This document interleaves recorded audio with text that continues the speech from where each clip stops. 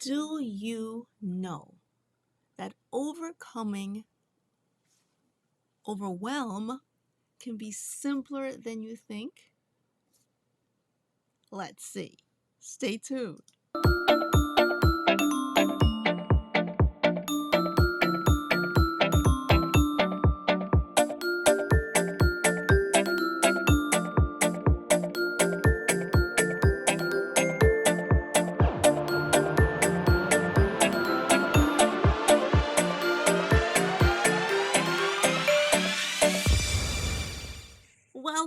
Welcome to another episode of Momentum Monday and Supercharge with Emily, the podcast. So, today's topic really is something that a lot of my coaching clients mention to me. Feeling overwhelmed, how to manage overwhelm, and it's not a unique situation. It's not isolated by any circumstances, but it certainly is a recurring theme for entrepreneurs to have this feeling. So today we're going to explore a little bit more about how we can overcome overwhelm so it does not dominate our lives and dominate our existence, which it can do for so many people. So without further ado, let's check it out. Let's check out some tips, some techniques on how to de-escalate and overcome this overwhelm. And some people might say, well, can I just overcome it? Can I eliminate it altogether? Well, let's see if you really want to do that.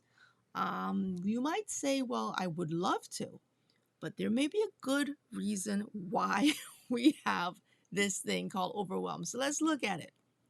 Let's take a peek at it right now. So is overwhelm necessary? Tell me what you think. Let me know if you feel is overwhelm necessary. Let's see the answer to that. The answer is yes, it's necessary. Why? Why is overwhelm necessary? Well, I'll give you one reason. It serves as a warning signal. Warning signal. It's something that should be temporary. It is necessary because it is a warning signal, but obviously the key is that it must not last too long. It's kind of like an alarm bell that goes off. You don't want it to continuously ring. Like if you set an alarm clock, sometimes you may snooze it, you may stop it, but the whole point is it's got to end at some point. You don't want an alarm clock to ring all day. So you don't want to be in a state of overwhelm for a protracted period of time. However, it is a warning signal to you to pay attention to something, that something needs to shift, your energy, your schedule, the use of your time. Something needs to shift so that you can overcome or achieve that goal that you set for yourself. So we're going to start a different kind of relationship with overwhelm right now. Instead of loathing it and dreading it, it's more like, okay, you can actually help me. That's an interesting thought. Yeah, it actually is. So we're going to look at some de-escalation techniques so that as you look at overwhelm, it's not this thing that you dread, but I won't really go as far as to say embrace, but to understand. How about that? We're going to try to understand overwhelm a little bit better today. So the first thing you want to do, it's simple. These are some simple tips, people, but if we did it, we wouldn't be so overwhelmed all the time. I just don't know what to say. So the first thing we have to do is to slow down. Try not to panic when you find yourself in a situation where you're feeling overwhelmed. You have to just slow it down. Focus on your breathing, focus on your breath. And again, you're like, I don't have time to do that when I'm upset and panicked. That's exactly the time to do exactly that. Exactly that. Take time to slow it down, whether you slow down your breathing, take some deep breaths, go outside, get some fresh air, do something to just change the vibe, change the perspective is going to make a tremendous difference, even however slight. So that's it. Try not to panic. Try not to make that be the default reaction, panic. All right, so the second thing you want to do is to get centered. So when you're slowing down, you're able to actually get more centered. And what does centering mean? It means coming back to what's important to you.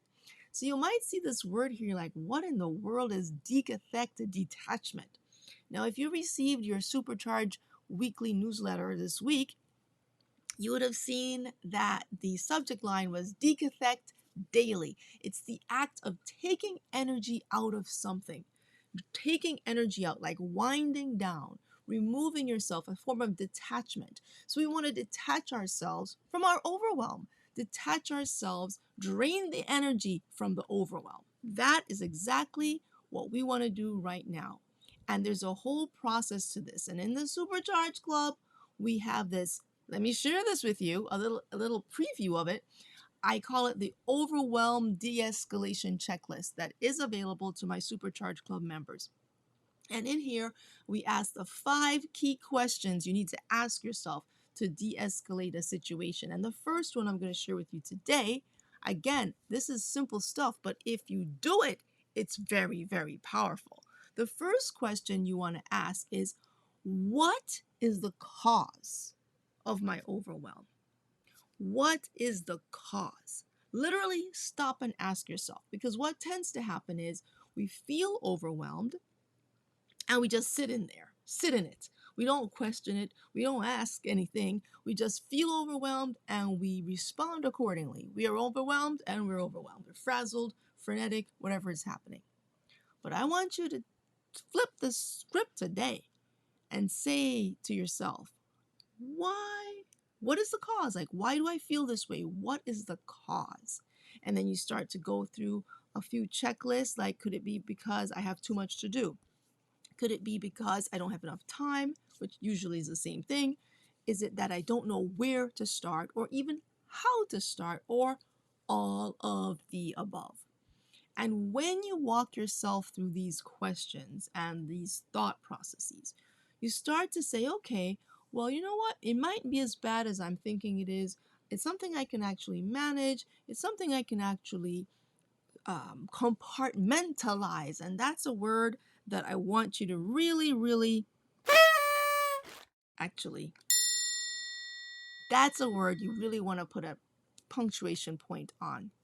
Compartmentalization is one of the biggest techniques for de-escalating overwhelm. And when you ask yourself a series of questions, you're able to do that. And again, that's the first one. What is the cause? And usually, sometimes you can solve it right there when you identify the cause and really call it what it is. Then you can actually deal with it. So as I said, I'm giving away this checklist. It's included as a bonus in my Supercharge Club. Check out the superchargeclub.com, people. If you have been waiting for a guide to your entrepreneurial journey, a roadmap, this is it. This is it. Don't wait any longer. Jump on board while you can. It's just the best deal in town. And then from there, if you want that extra attention to your specific business and your specific business issues, check out the Supercharge CEO, which is the next level up. And our next meeting is coming up July 11th. And our Supercharge backup is happening this Thursday, July the 5th, right? Yeah, the 6th. No, 6th. 6 as in 6. Yeah. All right. Very good. So now let's go on to the third part of our discussion here on de-escalating the techniques for overcoming overwhelm. So the third one is to review your goal priorities. And this allows you to know what should be your immediate focus. Now, last month we spent pretty much the whole month talking about priorities and the importance of how to address your priorities. So I invite you to go back and check out those videos, which I think will be very helpful in this process as well. But when you remind yourself of what your goals are, then you're like, oh yeah, this was the thing I had intended to really focus on. And all these things came up in the midst of it and took over the priority spot. So now you're going to take the time to reshuffle and reorganize and put things back in the order that they were intended to be. You're not going to allow things just to flow any which way. You're going to take control. And that taking control is what allows overwhelm to take its place back where it belongs, not taking you over, but you taking control of the whole situation. So let's just do a quick little recap here. So number one, you want to slow down. Don't panic. Take those deep breaths. And this is the recap on how to overcome overwhelm, by the way, just to remember here. The second thing is to get centered, that detachment, detaching yourself from the overwhelm, not allowing it to control you. And thirdly, you want to review your goal priorities. Remember what's important. Remember why you're doing what you're doing and the proper order of things.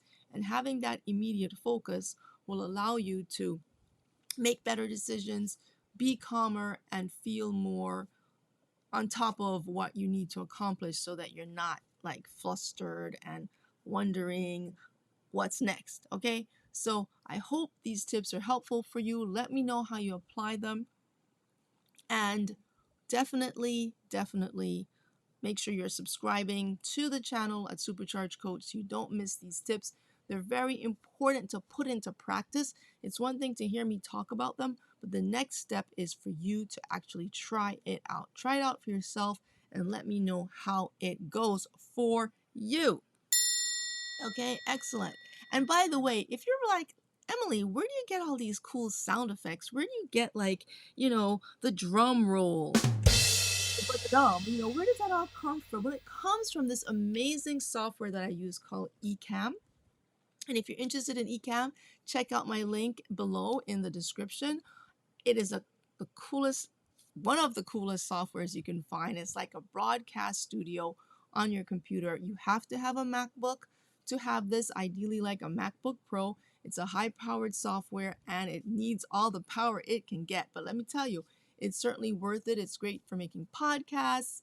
It's great for making your videos, interviews, all kinds of cool things. And my favorite thing, sound effects.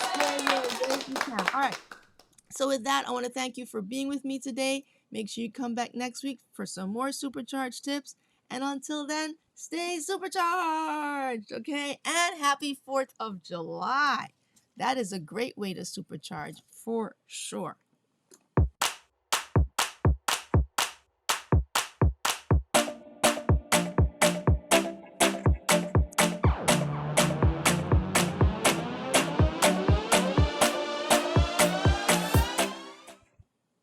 Bye-bye. See you next time, guys.